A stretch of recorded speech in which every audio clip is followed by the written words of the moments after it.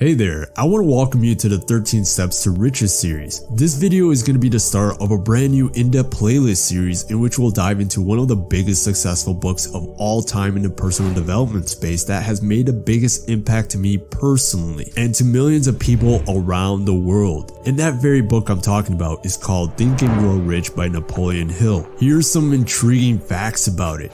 Originally, the book was published in 1937 and surprisingly by the latest record in 2015, Think and Grow Rich has sold over 100 million copies worldwide. How this book was created is quite fascinating. It was created by a man named Napoleon Hill who interviewed and studied the habits of more than 500 of the richest men and women in the early 19th century, many of them who started life in poverty with little education or influence. It took Hill over 20 years to compile all the knowledge and wisdom from these interviews into a book containing 13 main principles of how anyone can change his or her way of thinking and become rich. Among these men are many historical famous figures such as Henry Ford, Theodore Roosevelt, John D. Rockefeller, Thomas Edison, Wilbur Wright, and many more. Almost every successful entrepreneur in today's modern age has been impacted from this book. And since this book contains so much powerful principles, I've noticed there's a common issue for many first-time readers finding themselves not completely understanding a couple of the important chapters from the book. So that is why I'm creating this 13 Steps to Riches series, dissecting each principle, aka each chapter, into a fun, simple format to help you visually learn the important key lessons that Napoleon Hill conveys. So, without further delay, let's begin.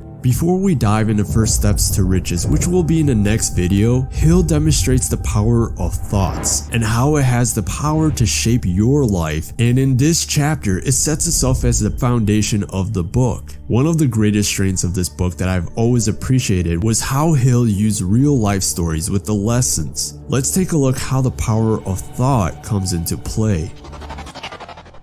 There's a story about a man named Darby who became one of the most successful insurance salesmen in the country, and he used to share a powerful life experience he had with the gold rush back when it was booming. He went there with his uncle, and after weeks of labor, they suddenly struck gold in the midst of their mining. In the beginning, things looked great. It was so successful they brought a drill, and then afterwards something unexpected happened. There seemed to be no more gold left as they continued to mine further into the ground, and they continued to drill on, desperately trying to pick up any gold, but unfortunately there was no sign of it. At the end, they finally decided there was no use of trying to mine anymore, and so they quit. They sold the machinery to a junk man for a few $100s and took the train back home. But here's where the story gets interesting. The junk man who bought the machinery called in a mining engineer to look at the mine and do a little investigation. An astonishing discovery was made by the hired engineer that the project had failed because the owners were not familiar with fault lines. And even more surprising was his calculations showed that the gold would be found just 3 feet away from where Darby's had stopped drilling. And that is exactly where they found all the hidden abundance of gold. The junk man took millions of dollars of gold in from the mine, all because he knew well enough to seek expert counsel before giving up.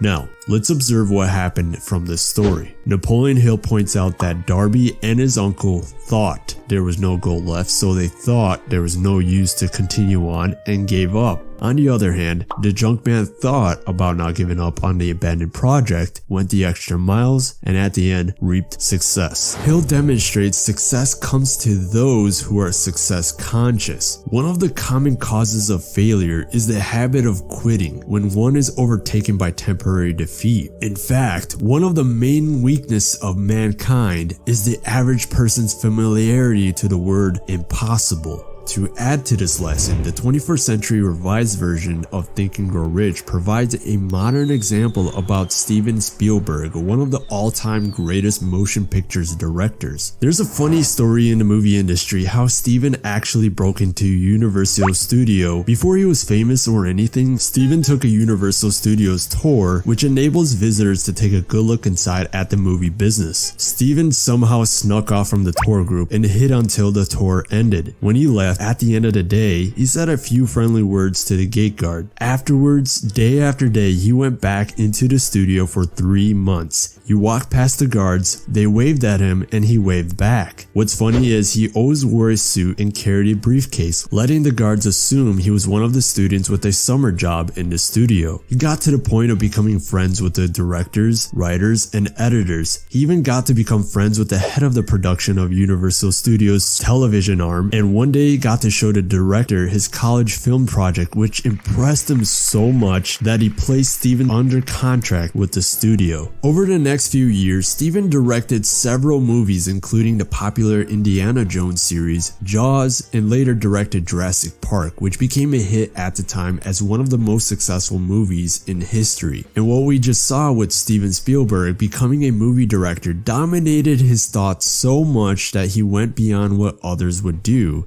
sneaking into guarded buildings to get the chance to become friends with the directors. Remember this lesson: in order to achieve something great, your thoughts have a great effect on your actions and habits, which ultimately has an effect on your outcome. This is why it's important to change our minds from failure consciousness to success consciousness. Thank you guys for watching.